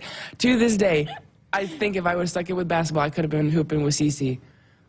And they just couldn't fathom that. Like, you're delusional, da-da-da. And I go, I tried going in on them and bringing down the stats, and then I realized, this isn't going to go anywhere. And it's just having that kind of confidence. It's like, I'm not going to apologize of what I think I'm capable of. Obviously, it may not be today or tomorrow in a year, but wait till you see me in 4 years. And I think I just stopped apologizing for my goals and what I want out of this life. My teammates, they give me a hard time about like my chacos and my barefoot shoes, but I believe in what they do for my body. I believe they do with my mental health. And if people aren't going to listen, then that's okay. But I know it works for me, and that's okay. Rebecca Alec with Jessica Coody about a month ago. That whole conversation can be found on our podcast feed and our YouTube channel. We'll continue along with hour 2 of the show. New Nebraska basketball assistant coach Pat Monahan will be the guest after the break. In the game of life, we all face tough moments. Sometimes it feels like we're up against a formidable block with no way through. Call, text, or chat 988 for the Suicide and Crisis Lifeline. It's free, confidential, and staffed with trained counselors ready to listen and provide support. Don't wait for the final set. Reach out, speak up, and let's bump, set, and spike this challenge together. Because in Nebraska, we're more than players. We're a supportive community. Remember, in times of need, call a timeout. Call, text, or chat 988. It's okay to ask for help. We're here for you. Every serve, every pass. Go Big Red. Presented by Nebraska DHHS. Hit us up on the text line. Text 402-413-2400 with your Husker thoughts. You expect your home to protect everything you love, but you don't expect the ways water is breaking down your foundation and damaging your home. Cracks in walls and uneven floors are just a few signs your foundation is compromised. But there's one way to get answers to all your concerns: a free home inspection from Groundworks. We put water back in its place. Get your free inspection at groundworks.com. License number C142293. In the heartland, where ambition thrives, there are those who are made and those who are made for more. Just like the Huskers on game day, Kloss, a leading producer of ag equipment, unleashes the power of ambition in the field. Discover why our cutting-edge machinery and unwavering support aren't just a promise, they're a commitment to your success. Because at Kloss, we know you are made for more. Visit your Kloss dealer or CLAAS.com. Your Nebraska Lottery has a monopoly on fun. Actually, it's our new $5 Monopoly 10X scratch ticket, and it's also part of a terrific second chance promotion. Until July 22nd, enter any non-winning $5 Monopoly 10X scratch ticket online for a chance to be one of 10 weekly winners of $1,000 or the grand prize of $10,000. Pass go and enter today. $5 Monopoly 10X top prize odds 1 in 114,000. Monopoly is a trademark of Hasbro. Hasbro is not a sponsor of this promotion. They say consistency is the key to success. They weren't wrong. So how about grabbing a beer that's consistently smooth, consistently refreshing, and consistently light? You might just find that the road to success can be pretty enjoyable. Michelob Ultra, the perfect balance of taste and refreshment, and only 2.6 carbs and 95 calories. It's only worth it if you enjoy it. Enjoy responsibly. Anheuser-Busch Michelob Ultra Light Beer, St. Louis, Missouri. Husker fans, it's game day, and Pizza Hut's got your perfect play. Score the game day special for just $29.99. Get 2 medium 3-topping pizzas, 8 boneless wings, and 5 breadsticks. Enough to feed 8 hungry fans. Pizza, wings, breadsticks, and more. It's the ultimate lineup to fuel your game day. Check out the full menu online at pizzahut.com or in store. Because remember, no one out-pizzas the Hut. Nebraskans are choosing chiropractic for better health. Why chiropractic? Because it's safe, drug-free, and a cost-effective treatment option for back and joint pain. Plus, all generations can benefit from natural chiropractic care. Choose chiropractic first for pain relief or to improve your mobility, athletic performance, or overall wellness. Make chiropractic your first choice for better health and find a chiropractic physician near you at nebraska-chiropractic.org. Get your life back with chiropractic.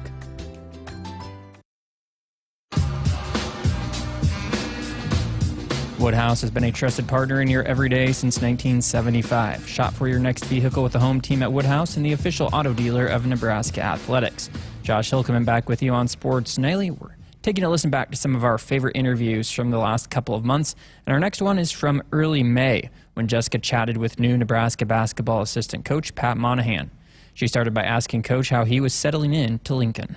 Yeah, it's great. I'm obviously 3 weeks in now, and finally just getting my feet underneath me, and having workouts the last 2 weeks has been great to really get to know the guys, and I'm just continuing to hit the ground running here as we get moving with recruiting here in May and June. Take us through just the the thought process when the job comes open, the conversations with Coach Hoiberg, why this was a spot you were interested in, and why it was a good fit. Yeah, well, I mean, I've always been familiar, obviously, with the Big Ten. Growing up in Chicago, my first my first coaching job was at Wayne State 20 years ago. So, I mean, I've always been familiar with Nebraska, Husker Nation, and coming down here for the state tournament. And obviously, I was at a football game 20 years ago. And so, I mean, I've always had in the back of my mind, obviously, if I had an opportunity to work at this type of university, and I've been fortunate, obviously, knowing who Coach Hoiberg was, and just being in touch with him throughout my time and knowing who he is just through different circles, now having an opportunity to work for him.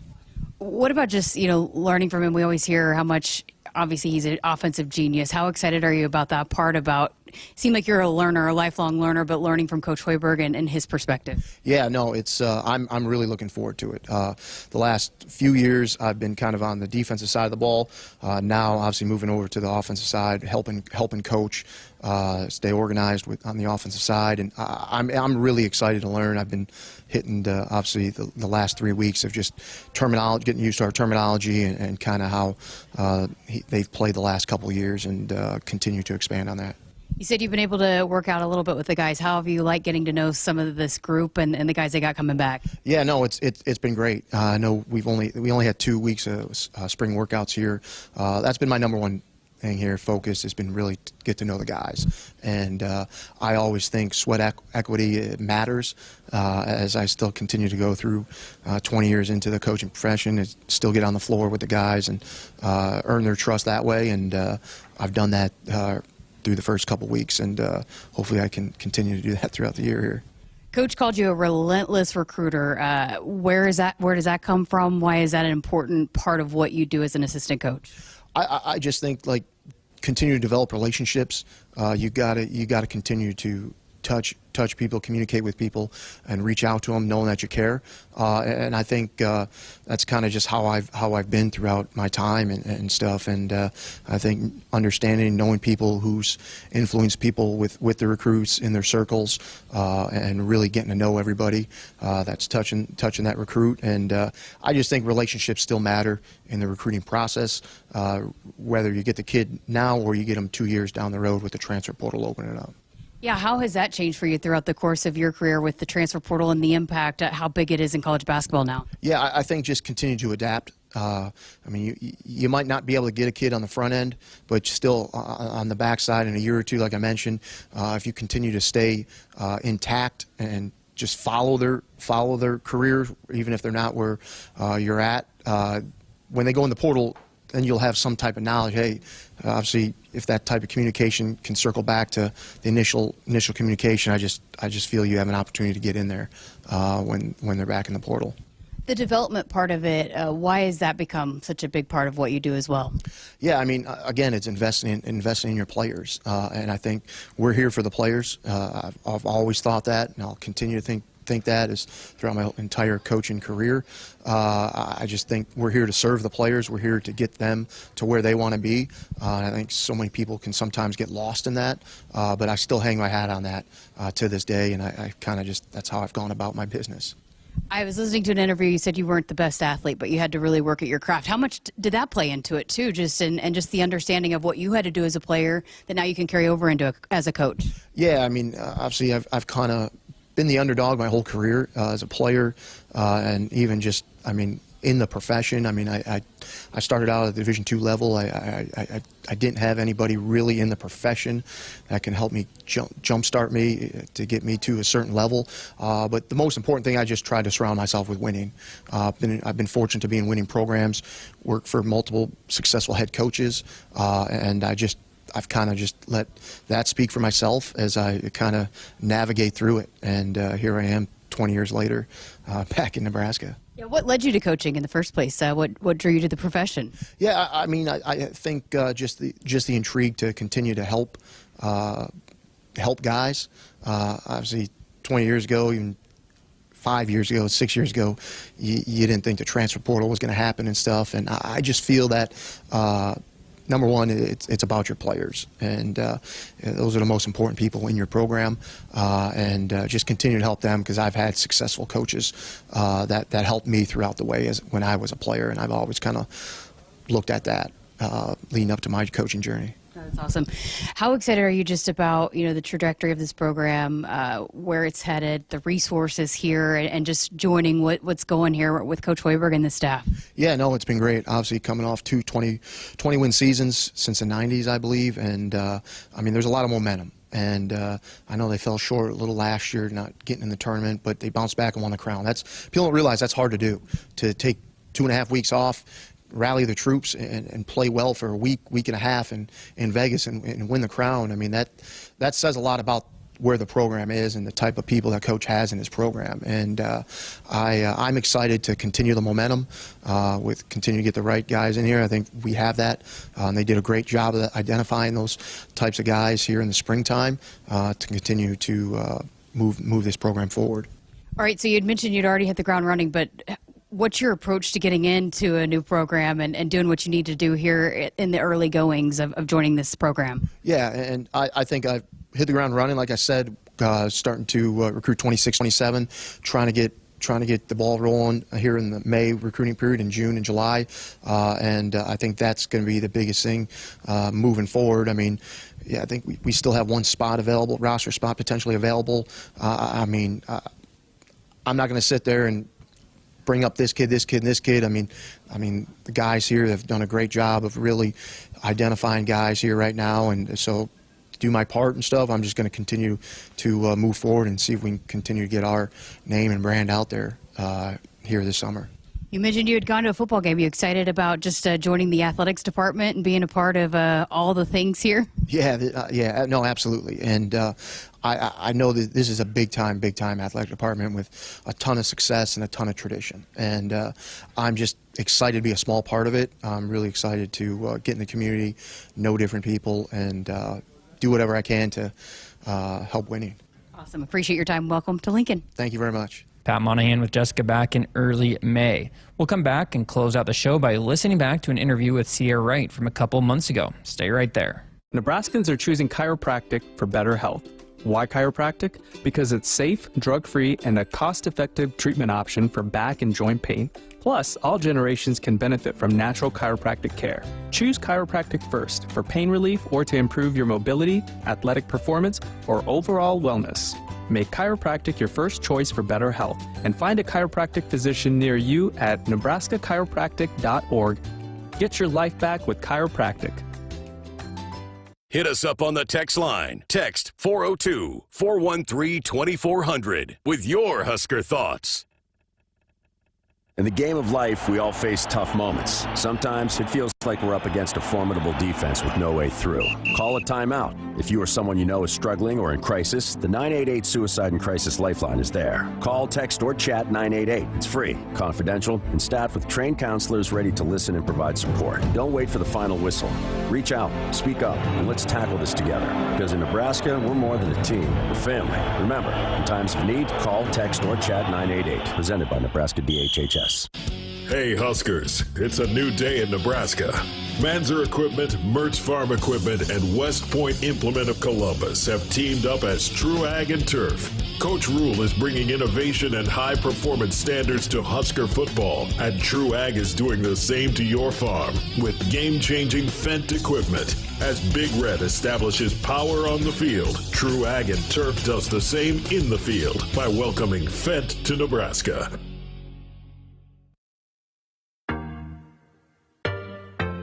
Hey Huskers, stop by your local Hy-Vee where they've lowered prices on thousands of the items you use every day. Hy-Vee, dedicated to making your life easier, healthier, and happier. Back one final time here on Sports Nightly. We're re-listening to a few interviews from the past couple of months from the show, and this one is with Nebraska defensive back Sierra Wright. Jessica's first question was about how Sierra's first spring in Lincoln had gone up to that point. It's just been, another opportunity to expand myself as a player, grow as a player, get closer with the team, build the team up. So I'm very happy to, be able to get this chance to do spring ball this time because, like you said, I got here in the summer last year. So it's been a good experience so far. All right, you had quite a season last year. When the season chapter closed, how did you reflect? What were some of the things you took away from your first year in a Husker uniform?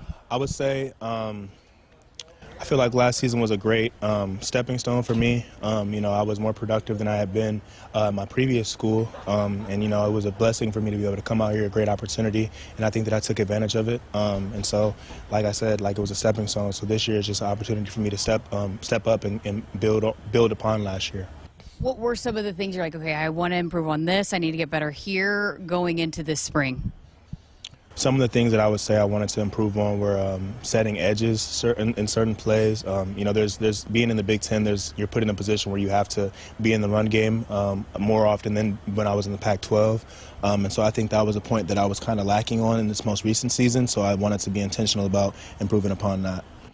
Now that you have experience and you've played college football, you guys got a lot of young guys in the room. How has that been kind of taking over and being a voice, an older voice in the room? Yeah, I would say it's really just kind of applying some of the lessons that I learned in the past from older people that I was around, and like you said, having more experience being on this team. I think that I know that I'm in my last year, and so I'm really trying to elevate myself as a player in every aspect that I can, and not being selfish in that, and making sure that I'm bringing the room along with me as well. All the younger guys. So You work with Coach Butler as your position coach, now as a defensive coordinator. What's he bringing to this defense? What excites you about him leading the charge? Yeah, I think that I was very impressed last year with Coach Butler as a secondary coach. I think that his, pass game defense, just him being the secondary coach was really really cool, and it's really cool for me to be able to learn more football. And so, him being in the DC role now, I think that, he brings an NFL mindset to the team. And I think that he has some great defenses, some complex defenses that'll be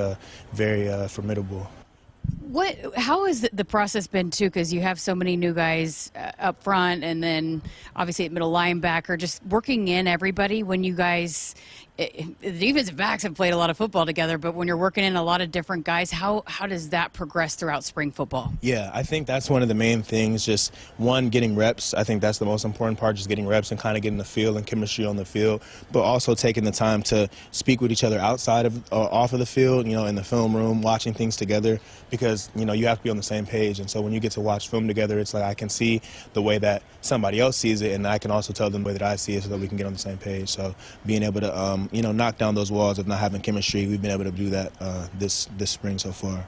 Well, what is Coach Williams like? What does he bring in to the defensive backs room? I really like Coach Williams. I think he's got a down-to-earth personality. I think that he's able to connect with us well, and I think that he has he's got great football knowledge. He's got good techniques that he teaches.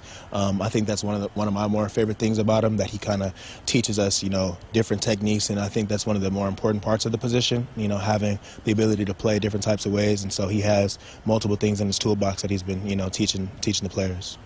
One of the big storylines we've heard throughout all spring is the competition between the defensive backs and the wide receivers. What's that like? How are you guys battling it out here and making each other better here in the spring? Yeah, I mean, the mentality that Coach Rule, really preaches is iron sharpens iron. And I think that the battle between the defensive backs and the receivers has been a testament to that. We've got talented people in the DB room and talented people in the receivers room. And so we've been, going at it every day and just competing. And I think that every day we get better. So that's what you want. All right, who's your number one guy that you battle with? We asked Malcolm. He said Ja'Cory and him go at it. So is there a guy that you really like to match up with? Yeah, I mean, honestly, I like all of them. I think they all are great players and all challenge me in different ways. You, being that you played your first year here, what was your perspective of Husker Nation and just, the support that you were able to get? You became a fan favorite by the end of the season. Yeah, I definitely felt the love when I first got here. I think it's very unique, the love that the fans have for the team, and I think that gives it the familial feel. And I felt a part of it immediately at the welcoming aspect that everybody had. And so, yeah, I think I'm excited for this next season just to continue to grow and build upon that. All right, so when spring ball closes, what are the things that this defense that you hope that you guys have accomplished over this last 6 weeks or so? I would say, for me personally, what I want to make sure that we are, I think, and we're taking steps to that every day, and I think that we're just about there. Just everybody being on one page, you know what I'm saying? So that once we come into fall camp, it's just about, ironing and smoothing things out so that we're ready once the season gets here. And I think we brought a lot of people back from last season, so it's easier for people to just kind of just jump in and kind of, just get into the flow of things. So just staying on one page and making sure we're all seeing things the same way. You pretty excited, though, about the potential of this defense for what you've seen throughout spring? Yeah, I'm extremely excited. I think that we're going to have I know that we're going to have a great defense, and I think that we can, take the team very far. Awesome. Great stuff as always. Appreciate your time. Thank you so much. See you Wright with Jessica Coody on Sports Nightly back in April. Woodhouse has been a trusted partner in your everyday since 1975. Shop for your next vehicle with the home team at Woodhouse and the official auto dealer of Nebraska Athletics. That's going to do it for tonight's show. Thanks to our Hour 1 guests, Dan Murphy from ESPN, and our own Damon Benning. This hour, we listen back to interviews with Matt Rule, Rebecca Alec, Pat Monahan, and Sierra Wright. My thanks to David Swotek for producing this one, and to all of you for listening. Jess will be back with you tomorrow for another full show. Have a great night. Hit us up on the text line. Text 402-413-2400 with your Husker thoughts. Which automaker employs the most hourly workers in the country? Ford. Which automaker assembles the most vehicles in the country? Ford. That's not a coincidence. It's a commitment. A commitment Ford dealers share by offering employee pricing across a full lineup of Ford vehicles. Now get employee pricing available across a full lineup of Ford trucks and SUVs. Employee pricing. You pay what we pay. Only from your local Ford dealer. Nebraskans are choosing chiropractic for better health. Why chiropractic? Because it's safe, drug-free, and a cost-effective treatment option for back and joint pain. Plus, all generations can benefit from natural chiropractic care. Choose chiropractic first for pain relief or to improve your mobility, athletic performance, or overall wellness. Make chiropractic your first choice for better health and find a chiropractic physician near you at nebraska-chiropractic.org. Get your life back with chiropractic. Want to boost Nebraska's economy and help the planet? It's as easy as filling up your tank. Switch to soy-based biodiesel to cut greenhouse gases by up to 74% and support biodiesel growth. I'm Greg Anderson, a farmer near Newman Grove, Nebraska, and biodiesel has transformed our farm. It cuts emissions, raises the cetane number, and improves fuel lubricity. So ask for biodiesel where you fill up. It benefits our air, economy, and Nebraska soybean farmers. Nebraska soybeans, feeding, fueling, and innovating for the future. No need to hunt around for friendly service, low prices, quality products, and great experiences. You'll find it all with the local experts, Sapp Brothers Petroleum. If you're tired of tracking down another late delivery, it's time to consider Sapp Brothers, where we pride ourselves on delivering products on time or even ahead of schedule. With your safety our top priority. Switching is easy. Just shoot us an email or give us a call. And right now, when you